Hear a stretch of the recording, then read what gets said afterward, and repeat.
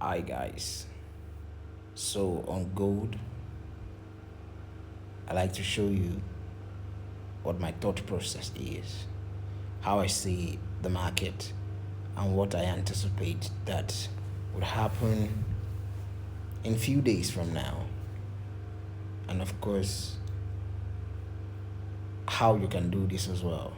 Okay, so if you look at gold, you see that price had a very strong buyer power from this area right here to this area. There was no sign that was showing to us that price was in a bearish move. Price was having a very strong momentum from this area straight up to this area, guys. Can you see it?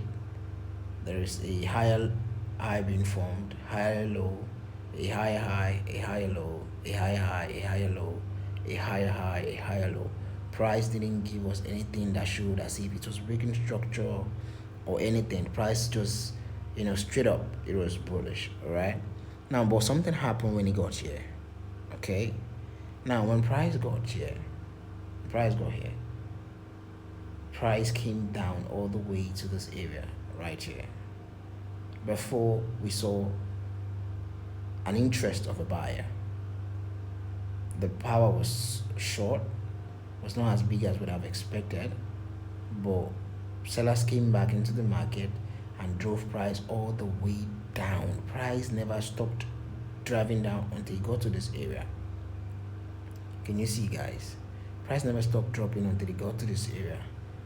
And after price got to this area, it was on this area that we saw the interest and the volume of the buyers. All right. Now buyers came into the market after price was drove down to this area. Buyers came into the market and buyers tried to push price up, but buyers lacked the liquidity that was needed to retrace all this move. Can you see, guys? All this move was coming up from this area. This was not just enough to push it out. So what happened instead? Sellers came into the market. Sellers drove price all the way down to this area. Can you see, guys? Now when price goes to this area, buyer got aggressive. They came in with even more stronger power. This time, of course, it was enough to reverse all the initial bearish move. This bearish move, guys. And what happened instead when buyers came into the market? Buyers came in aggressively, went up, take out those highs that was prevented by sellers. The other time when buyers tried to push it out, buyers broke out of that highs and went all the way up onto this line. When it got to this line, sellers came into the market, of course, to push price back to a higher low. Remember what happened here? Guys. Remember what happened here? When price was going upward, price just keep forming higher highs and higher lows, all right?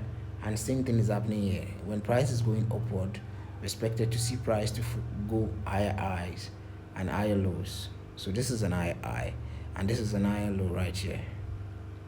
Okay, so after this higher low is being formed, price created another high that is higher than the previous one, another higher than the previous one.